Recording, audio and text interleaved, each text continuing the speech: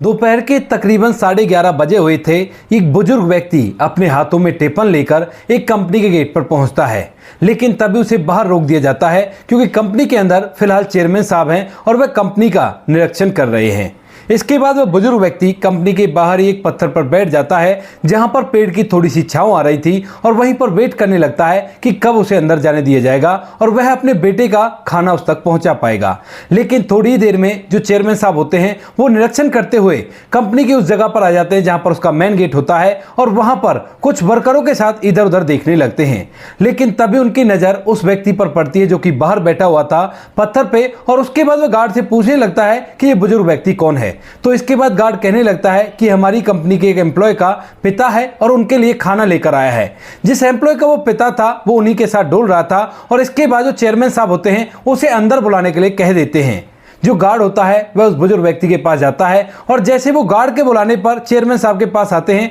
तो एकदम से चेयरमैन साहब उसे देखकर पूरी तरह से हैरान हो जाता है और यहाँ पर जो बेटा होता है उसे डर लगने लगता है। वह सोचने लगते हैं कि पिताजी की वजह से मेरी नौकरी ना चली जाए। लेकिन बुजुर्ग व्यक्ति जैसे ही उनके सामने आता है चेयरमैन साहब के, तो चेयरमैन साहब एकदम से झुककर उनके पैर छूने लगते हैं। यह बात देखकर बेटा भी पूरी तरह से हैरान हो जाता है और वहां पर कंपनी का गार्ड और साथ में वो बुजुर्ग व्यक्ति वह भी पूरी तरह से हैरान हो गया था। कौन था वह बुजुर्ग व्यक्ति और किस वजह से कंपनी के चेयरमैन ने उसके पैर छुए थे, पूरी सच्चाई के बारे में जानने के लिए वीडियो को अंत तक जरूर देखें। मध्य प्रदेश के इंदौर के अंदर एक परिवार रहा करता है। परिवार के अंदर माता पिता हैं जो थोड़े से बुजुर्ग हो चले हैं और बेटा है जिसका नाम नीरज है, वह थोड़ा सा जवान हो गया है और पढ़ लिख कर एक कंपनी में नौकरी किया करता है। कंपनी भले ही प्राइवेट है लेकिन वहां पर उसकी अच्छी खासी पोस्ट लगी हुई है और अच्छी तरह से वह पैसे कमाया करता है। पिता जिनका नाम जगवीर है वह पहले प्राइवेट टीचर थे लेकिन अब बुढ़ापे की वजह से वह घर पर ही रहा करते हैं और घर पर ही अपने समय को व्यतीत कर रहे हैं। माँ का नाम पुष्पा है, वह घर को संभाला करती है। इकलौता बेटा था, बड़े ही लाड चाव से पाल पोस कर उन्होंने बड़ा किया था और यहाँ पर जो नीरज होता है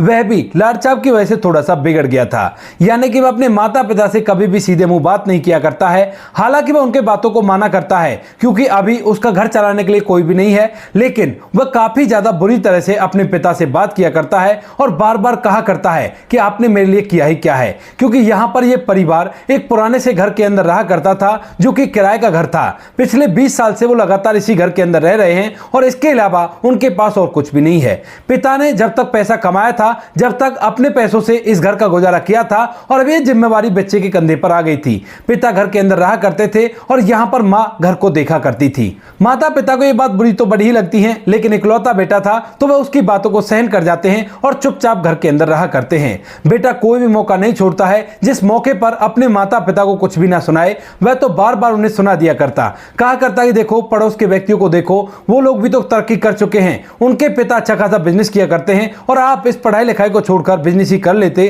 तो काफी अच्छा होता, कम से कम मेरे पास भी अपना घर होता। पिता इन सभी बातों को सुनकर बच्चे की तरफ मुस्कुराते हैं और कहते हैं कि बेटा अभी तुझे पता नहीं है कि जिंदगी जीने के लिए क्या क्या करना पड़ता है और ये सब कुछ जो कुछ भी होता है वो हमारे बस की बात नहीं होती, ये तो ऊपर वाले का खेल होता है, जैसा वो चाहता है वैसा हमें कर देता है। लेकिन बेटा उसकी एक बात नहीं सुनता है और उसको ही गलत ठहरा देता है। धीरे धीरे कुछ समय बीता है और कुछ समय बाद एक दिन सुबह सुबह यहाँ पर जो नीरज होता है वो बिना खाना पीना लिए यहाँ से सीधा कंपनी निकल जाता है क्योंकि आज माँ की तबीयत थोड़ी सी खराब थी और तबीयत खराब चलने के कारण माँ उठ नहीं पाती है और सुबह सुबह खाना नहीं बना पाती है। तो इसके बाद बेटा नीरज नाराज होकर वहां से चला जाता है क्योंकि उसे कंपनी टाइम पर जाना था और माँ ने अभी तक खाना नहीं बनाया था। माँ कहती भी है कि बेटा थोड़ी देर रुक जा, मैं अभी खाना बना देती हूँ। लेकिन तभी बेटा नीरज कहने लगता है कि माँ आपको क्या पता, आज हमारी कंपनी में चेयरमैन साहब आने वाले हैं और वो खुद से कंपनी को देखेंगे, आज उनका टाइम है तो इसी वजह से मुझे टाइम पर पहुंचना होगा और कोई बात नहीं, अपने खाने को अपने पास रखो और मैं तो ऐसे रह लूंगा, वहीं कैंटीन से कुछ ना कुछ खा लूंगा। ऐसा कहकर बेटा नाराज होकर वहां से निकल जाता है और इस बात का माँ को बड़ा ही बुरा लगता है क्योंकि माँ की ममता तो माँ की ममता ही होती है और वह अपने बेटे को भूखा भला कैसे देख सकती थी। इसके बाद माँ बीमार हालत में उठती है और जैसे तैसे करके अपने बच्चे के लिए खाना बनाती है और उस खाने को एक टिफिन में पैक कर देती है। टिफिन में पैक करने के बाद वह अपने पति जगवीर सिंह जी से कहती है कि ऐसा कीजिए, आप जाकर बेटे की कंपनी में उसका खाना दे आइए, यहाँ से ज्यादा दूर तो नहीं है, 7 ही किलोमीटर दूर तो है। ऐसा कीजिए, अपनी साइकिल ले जाइए और साइकिल से अपने बेटे तक खाना पहुंचा दीजिए। इस बात को सुनकर जो पिता जगवीर होता है वह भी अपने बेटे पर लाड़चाप किया करता था और वह भी उस खाने को पहुंचाने के लिए तैयार हो जाता है। दोपहर के तकरीबन 10:30 बज चुके थे और 10:30 बजे जो जगवीर होता है यहाँ से अपने बेटे का खाना लेकर साइकिल को लेकर उस कंपनी की तरफ निकल देता है, जो कि यहाँ से 7 किलोमीटर दूर है, और धीरे धीरे उस साइकिल को चलाते हुए कंपनी के गेट तक पहुंच जाता है। वहां पर पहुंचने के बाद जैसे ही वो अंदर जाने के लिए बोलता है तो यहाँ पर गार्ड उन्हें गेट पर ही रोक देता है और कहने लगता है कि बाबा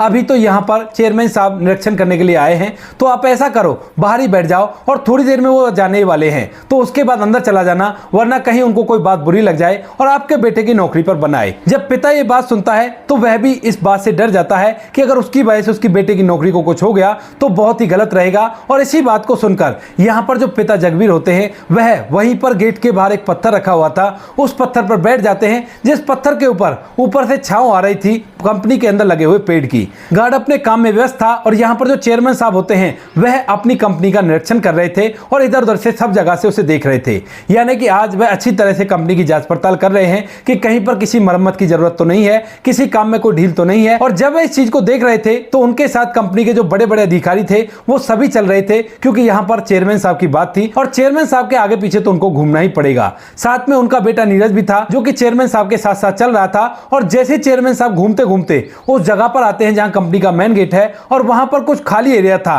और उस खाली एरिया के अंदर घास वगैरह हो रखी थी और कुछ कचरा भी पड़ा हुआ था। तो उसके बाद वे उसे देखकर उन लोगों से कहने लगते हैं कि किसी मजदूर को बुलाकर इसे साफ करवा दो, और जब ये साफ हो जाए तो यहां पर 2-4 फूलों के पौधे लगा देना ताकि ये जगह अच्छी लगे। तो यहां पर जो उनके पीछे पीछे लोग चल रहे थे वह इस बात के लिए हामी भर लेते हैं और नीरज भी इस बात को सुन रहा था। लेकिन तभी नीरज की नजर बाहर बैठे हुए अपने पिता पर चली जाती है जो कि पत्थर पर बैठा हुआ था, और जैसे नीरज अपने पिता को यहां पर देखता है तो एकदम से उसके चेहरे की हवाइयां गायब हो जाती हैं, क्योंकि अगर चेयरमैन साहब ने उनको देख लिया और पूछने लगे कि ये कौन है तो कहीं ऐसा ना हो कि उसकी नौकरी पर बन आए। वह पूरी तरह से डर जाता है और ऊपर वाले से दुआ करने लगता है कि चेयरमैन साहब इनकी तरफ ना देखे, वरना इनको जरूर से बुला लेंगे और बुलाने के बाद मेरी क्लास भी लग सकती है। लेकिन उसके विपरीत होता है, जो चेयरमैन साहब होते हैं उनकी नजर यहां पर नीरज के पिता पर पड़ जाती है, और जैसे वो नीरज के पिता को देखते हैं तो गार्ड को आवाज लगाकर अपने पास बुलाते हैं। गार्ड भागा दौड़ा उनके पास आता है और पूछने लगता है कि बताइए साहब क्या बात है, आपने मुझे क्यों बुलाया है। तो यहां पर जो चेयरमैन साहब होते हैं उस बुजुर्ग व्यक्ति जो कि नीरज के पिता हैं उनकी तरफ इशारा करते हैं और पूछने लगते हैं कि ये कौन है और यहां पर क्या कर रहे हैं। तो वो बता देता है कि हमारी कंपनी के एम्प्लॉय नीरज के पिता हैं और उनका खाना देने के लिए आए हैं, शायद आज वो घर से खाना लेकर नहीं आए थे। अब इस बात को सुनकर चेयरमैन साहब उस बुजुर्ग व्यक्ति को अंदर बुलाने के लिए कह देते हैं, क्योंकि जो छांव अब तक बुजुर्ग व्यक्ति के ऊपर आ रही थी वह छांव भी थोड़ी सी कम हो गई थी। और इसके बाद गार्ड सीधा उस बुजुर्ग व्यक्ति के पास पहुंच जाता है, यानी कि नीरज के पिता के पास, और कहने लगता है कि आपको अंदर चेयरमैन साहब ने बुलाया है। अब जैसे ही यहाँ पर जगवीर सिंह जी ये बात सुनते हैं कि चेयरमैन उसे अंदर बुला रहा है तो वह भी एकदम से डर जाता है, क्योंकि उसके बेटे की नौकरी का सवाल था और कहीं उसकी वजह से कोई गड़बड़ हो गई तो बहुत ही गलत हो जाएगा। लेकिन फिर भी वो जैसे तैसे हिम्मत करते हैं और चेयरमैन साहब की तरफ जाने लगते हैं। और जैसे ही वो उससे लगभग 4 से 5 फुट दूर रह जाते हैं तो एकदम से चेयरमैन साहब उन्हें पहचान लेते हैं, और यहाँ पर जो नीरज होता है वह पूरी तरह से घबराया हुआ है कि अब क्या होगा, क्या होना है आगे, कहीं चेयरमैन साहब उसे नौकरी से ना हटा दे। लेकिन जैसे ही चेयरमैन साहब उन्हें पहचानते हैं तो एकदम से उनके पैर छूने लगते हैं और यहाँ पर माहौल पूरी तरह से बदल जाता है। सभी लोग जो चेयरमैन साहब के साथ चल रहे थे, यहाँ तक कि जो नीरज होता है वह भी पूरी तरह से हैरान हो जाता है, और साथ में यहाँ पर जो नीरज के पिता होते वह भी खुद हैरान हो गए थे कि इतने बड़े आदमी को मेरे पैर छूने की क्या जरूरत आन पड़ी, क्योंकि सुना था अमीर व्यक्तियों में काफी ज्यादा घमंड हुआ करता है। तो यहाँ पर जगवीर सिंह जी एकदम से पीछे हटने लगते हैं और कहने लगते हैं बेटा ये क्या कर रहे हो, आप तो बहुत बड़े अफसर हो, आप मेरे पैर क्यों छू रहे हो। लेकिन तभी यहाँ पर चेयरमैन साहब मुस्कुराने लगते हैं और कहने लगते हैं कि सर क्या आपने मुझे नहीं पहचाना। अब इस बात को सुनकर यहाँ पर जो जगवीर सिंह जी होते हैं वो कहने लगते हैं कि कौन हो बेटा तुम, मैंने सच में ही तुम्हें नहीं पहचाना। तो यहाँ पर चेयरमैन साहब अपना नाम बताते हैं, कहने लगते हैं कि सर मेरा नाम विशाल है, आप मुझे भला कैसे भूल सकते हो, क्योंकि आपने तो मुझे घर आकर ट्यूशन दिया था। अब इस बात को सुनकर जो जगवीर जी होते हैं वह थोड़ी देर तक सोच विचार करते हैं, और सोच विचार करने के बाद उन्हें याद आ जाता है कि ये कौन सा विशाल है, क्योंकि यहाँ पर आज से लगभग 10 साल पहले जो विशाल होता है उसकी माँ अपने बेटे की हरकतों को लेकर काफी ज्यादा परेशान थी, क्योंकि विशाल के पिता अच्छा खासा पैसा कमाया करते थे। तो इसी वजह से जो विशाल होता है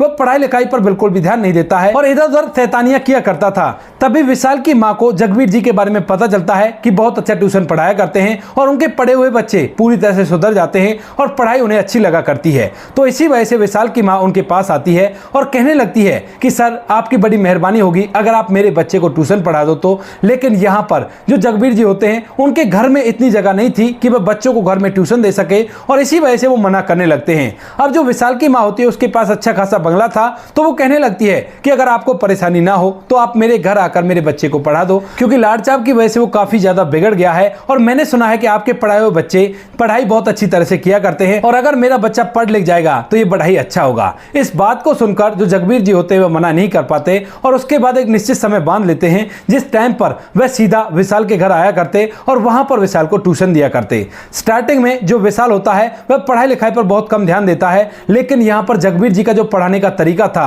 वह बिल्कुल से अनोखा था। वह नॉर्मल चीजों के उदाहरण देकर बच्चों को समझाया करते थे और ये बातें समझने के बाद बच्चों को इंटरेस्ट जग आता था कि पढ़ाई बहुत अच्छी जगह है और ये तो हमारे आसपास घटी हुई घटनाओं के बारे में ही है। इसी वजह से जो बच्चे होते हैं वो पढ़ाई लिखाई पर ध्यान देने लगते हैं और अच्छी तरह से पढ़ाई लिखाई को किया करते हैं। इसके बाद कुछ दिनों तक यहाँ पर जो जगबीर जी होते हैं विशाल को ट्यूशन पढ़ाते हैं, लेकिन कुछ दिनों बाद जो विशाल होता है वह पढ़ाई लिखाई में काफी ज्यादा होशियार हो जाता है और उसके बाद वह अपने आप ही अच्छी तरह से पढ़ाई करने लगता है। जब विशाल अच्छी तरह से पढ़ाई करने लगता है तो यहाँ पर जगबीर जी कहने लगते हैं विशाल की माँ से कि देखिए मैंने आपके बेटे को पढ़ाई लिखाई में रुचि दिला दी है और उसके बाद वह अच्छी तरह से अपनी पढ़ाई कर लेगा, अब मेरे ख्याल से इसे ट्यूशन की जरूरत नहीं है। तो इस बात को सुनकर यहाँ पर जो विशाल की माँ होती है वो कहने लगती है कि ठीक है अगर ऐसी बात है तो आप बताइए आपको कितने पैसे चाहिए। लेकिन तभी यहाँ पर जो जगबीर जी होते हैं वह मुस्कुराने लगते हैं, कहते हैं कि बहन जी देखो मैंने आपके बच्चे को पढ़ाया है क्योंकि मेरे पास ये कला है और मैं ज्ञान को बेचा नहीं करता, ज्ञान को बांटा करता हूं। ऐसा कहकर जगबीर जी उनसे कुछ भी पैसे लेने के लिए मना कर देते हैं, लेकिन यहां पर जो विशाल की मां होती है उनके लिए 1 लाख रुपए का चेक लेकर आई थी। अब यह सब कुछ विशाल भी देख रहा था, लेकिन जगबीर जी ने उस चेक को लेने से साफ साफ मना कर दिया था। इसके बाद जगबीर जी वापस से अपने घर चले जाते हैं और यहां पर जो विशाल होता है वह पढ़ लिख कर धीरे धीरे अपनी एक कंपनी खोलता है और उस कंपनी को अच्छी तरह से चलाने लगता है। इसके बाद दोनों ने एक दूसरे को पहचान लिया था और जब ये बातें सभी लोगों को पता चलती हैं कि चेयरमैन साहब जगबीर जी को कैसे जानते हैं, तो सभी लोग भी नीरज की तरफ देखने लगते हैं और कहने लगते हैं कि तुम्हारे पिता तो बहुत अच्छे इंसान हैं और यहाँ पर नीरज को देखकर एक गर्व महसूस करने लगते हैं कि ऐसे पिता हमारे भी होते तो बड़ा ही अच्छा होता। इसके बाद यहाँ पर जगबीर जी अपने बेटे नीरज को वो टिफिन पकड़ाते हैं और कहने लगते हैं कि बेटा मैं जा रहा हूँ, लेकिन तभी जो चेयरमैन साहब होते हैं वो कहने लगते हैं कि नहीं सर आप ऐसे नहीं जा सकते, आप अंदर चलो, आपको मैं कंपनी अंदर से दिखाऊंगा और मुझे आपसे बहुत सारी बातें भी करनी है। अब इस बात को सुनकर जगबीर जी विशाल की तरफ देखकर मुस्कुराने लगते हैं और उसके साथ चलने के लिए तैयार हो जाते हैं। सभी लोग चेयरमैन साहब और जगबीर जी के साथ अंदर की तरफ जाने लगते हैं और यहाँ पर चेयरमैन साहब उन्हें अपने कैबिन में ले जाते हैं और अपनी कुर्सी पर बैठने के लिए कहने लगते हैं, लेकिन यहाँ पर जगबीर जी मना करते हैं। तो वो कहने लगते हैं कि सर ये आप ही की बदौलत है, अगर आप मुझे पढ़ाई लिखाई में रुचि नहीं जगाते तो शायद आज मैं इस मुकाम को हासिल नहीं कर पाता। इस बात को सुनकर जगबीर जी कहने लगते हैं कि नहीं बेटा ये तेरी ही मेहनत थी, अगर तू खुद से मेहनत नहीं करता तो बिल्कुल भी तुम इस मुकाम को हासिल नहीं कर पाते। नीरज भी साथ में ही था और एक मैनेजर भी साथ में ही था और इस बात को सुनकर जो मैनेजर होता है वो कहने लगता है कि सर चेयरमैन साहब सही कह रहे हैं, आपका इस पर हक बनता है और आप आराम से बैठ जाइए। इसके बाद जो जगबीर जी होते हैं वो उस कुर्सी पर बैठ जाते हैं जो कुछ कंपनी के चेयरमैन की थी और यहाँ पर जो नीरज होता है वह भी वहीं पर बैठ गया था और चेयरमैन साहब भी एक कुर्सी पकड़कर बैठ जाते हैं। इसके बाद वो उससे और भी ज्यादा बातें करने लगते हैं और पूछने लगते हैं कि सर आप कहाँ रहा करते हो, क्या आपने अब अपना घर ले लिया, क्योंकि उस टाइम पर तो आपका काफी छोटा घर था और किराए का घर था। लेकिन तभी यहाँ पर जो जगबीर जी होते हैं वह बताते हैं कि नहीं बेटा उसी घर के अंदर रहा करता हूँ और कोई भी दिक्कत नहीं है, बेटा अब उसका किराया भर दिया करता है और वहीं पर अपना समय व्यतीत कर रहे हैं। इस बात को सुनकर जो चेयरमैन साहब होते हैं वह नीरज की तरफ देखने लगते हैं और उसके बाद जगबीर जी से कहने लगते हैं कि ठीक है अगर ऐसी बात है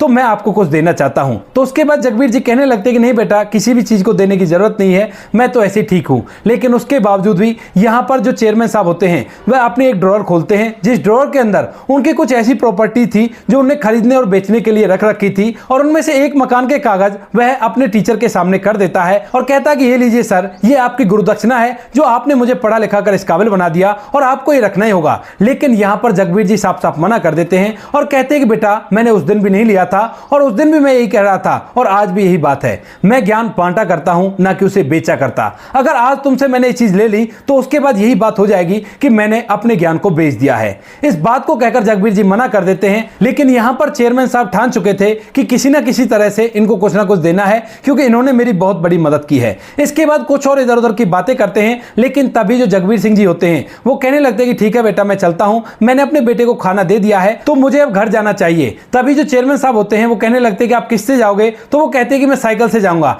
लेकिन तभी चेयरमैन साहब कहने लगते हैं कि आप साइकिल से नहीं जाओगे, मैं आपको गाड़ी से भिजवा देता हूं। लेकिन तभी यहां पर जगबीर जी कहने लगते हैं कि कोई बात नहीं बेटा, मैं अपनी साइकिल से चला जाऊंगा, अगर मैं तुम्हारे साथ गाड़ी में बैठकर चला गया तो मेरी साइकिल को कौन लाएगा। अब चेयरमैन साहब कहते भी कि मैं अपने आप पहुंचवा दूंगा, लेकिन यहां पर जगबीर जी मना कर देते हैं और कहते हैं कि बेटा तुम अपना काम देखो और मुझे यहां से जाने दो, क्योंकि काफी देर हो गई है, मेरी पत्नी इंतजार कर रही होगी। इस बात को सुनकर जो चेयरमैन साहब होते हैं वो उन्हें जाने के लिए कह देते हैं और जगबीर जी यहां से वापस अपने घर आ जाते हैं। अब जब जगबीर जी यहां से चले गए थे और चेयरमैन साहब भी यहां से चले गए थे, तो उसके बाद कंपनी के जो एम्प्लॉय होते हैं वह यहां पर नीरज के पास आते हैं और उसे बताने लगते हैं कि यार तुम्हारे पिता तो बहुत अच्छे इंसान हैं, वरना आज के टाइम में ऐसा व्यक्ति कहां से मिला करता है जो बिना पैसों के किसी दूसरे को पढ़ाई लिखाई करवा दे, और इतनी अच्छी तरह से पढ़ाने वाला कैसे मिल सकता है। क्योंकि यहां पर चेयरमैन साहब ने सारी बातें उन सभी के सामने खोल दी थी, और जब इन बड़ाइयों को नीरज सुनता है तो उसे अपनी गलतियों का एहसास होने लगता है और पछतावा होने लगता है उन बातों पर जो अब तक वो अपने पिता से कहा करता था।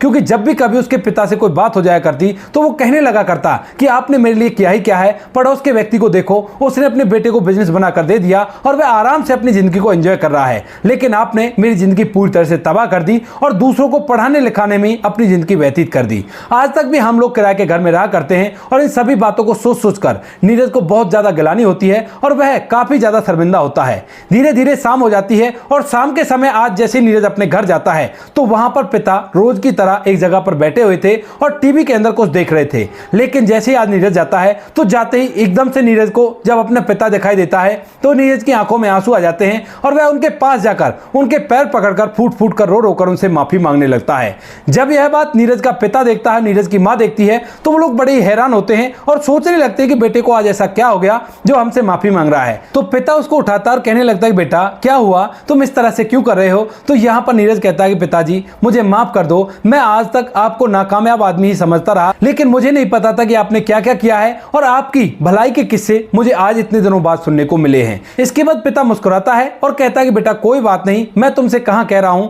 मैंने कभी भी तुम्हारी किसी भी बात का बुरा नहीं माना। उसके बाद जो नीरज होता है वह अच्छी तरह से अपने पिता के साथ रहने लगता है और यहां पर जो चेयरमैन साहब होते हैं वह नीरज के लिए एक फ्लैट का इंतजाम करते हैं, क्योंकि नीरज उसकी कंपनी में एम्प्लॉय था। तो चेयरमैन साहब कहने लगते हैं कि नीरज ये फ्लैट मैं तुम्हारे पिताजी के लिए दे रहा हूं, लेकिन उनको पता ना चले कि ये मैंने उनके लिए दिया है। तुम्हें अपने पिता के साथ यहां पर रहना है और उनको किसी भी चीज की कमी नहीं होनी चाहिए, क्योंकि जब मैं डायरेक्ट उनको देना चाह रहा था तो उन्होंने साफ साफ मना कर दिया था। इस बात को सुनकर नीरज उस फ्लैट को एक्सेप्ट तो कर लेता है, लेकिन अब भी उसे कहीं ना कहीं ये बातें परेशान कर रही है कि उसने अपने पिता के साथ बहुत गलत किया है। लेकिन फिर भी जो नीरज होता है उस फ्लैट के अंदर अपने माता पिता के साथ शिफ्ट हो जाता है और यहां पर चेयरमैन साहब उसकी और भी ज्यादा सैलरी बढ़ा देते हैं और अच्छी तरह से अब उनके समय व्यतीत होने लगते हैं। नीरज की एक अच्छे घर में शादी होती है और शादी के अंदर जितना भी खर्चा आता है वो सारा के सारा कंपनी की तरफ से उठाया जाता है, क्योंकि चेयरमैन साहब के जो गुरुजी थे उनका बेटा नीरज था। नीरज की शादी के बाद एक दुल्हन घर के अंदर आती है और वह अच्छी तरह से माता पिता की केयर किया करती है, क्योंकि जब नीरज अपने माता पिता की पूजा किया करता है तो उसकी पत्नी भी उसके माता पिता की पूजा करने लगती है।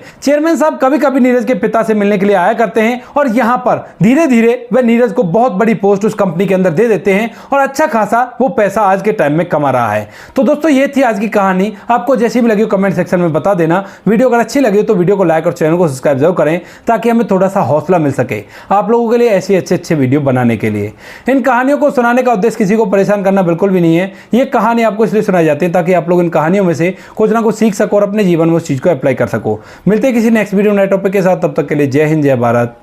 जय हिंदुस्तान।